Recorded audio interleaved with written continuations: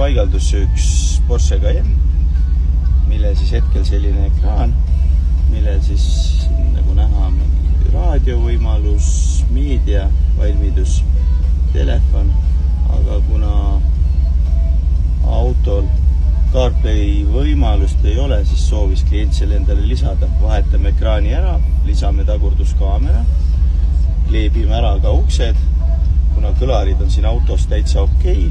Mitte just kõige paremad, aga mitte ka kõige halvemad. Et kleebime, saame heli tänu sellele palju paremaks ja vaatame, mis see tulemus siis lõpuks saab olema. Selline sai siis meil ukse välisplekk.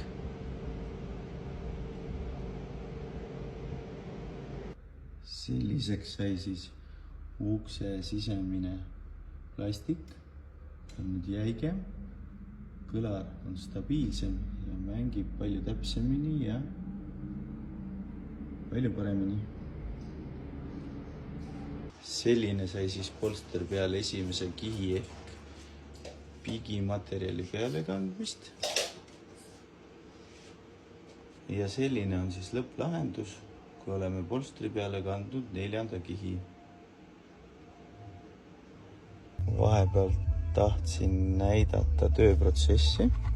Siin näeme MOST adapterit, mis siis teeb analoogsignaali ümber optiliseks, ilma milleta siis paljudel autodel multimeedia vahetus on võimatu. See lisab ka hinda multimeedia paigaldusel. Samuti siis tagurduskaamera. Siit on näha, et rooli keerates pööravad ka jooned. Samuti siis kaamera originaal nupu sees,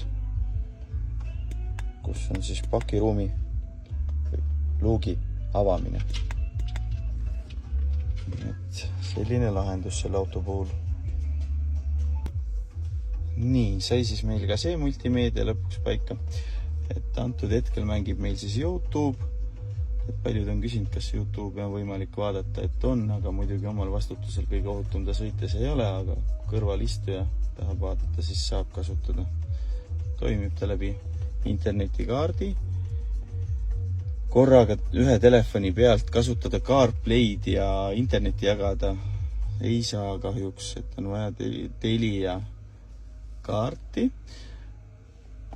Lisaks on siis antud multimeedial olemas meil CarPlay, kus saame siis Waze'i kasutada, eks ole. On muusika kuulamisäpid erinevad, samuti Google Maps olemas. Autol endal on olemas ka muusika seadestamise võimalus, hästi laialdane.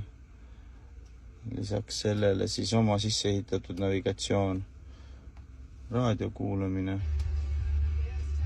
Lisaks paigaldasime tagurduskaamera. Toimivad ka roolinupud ilusti.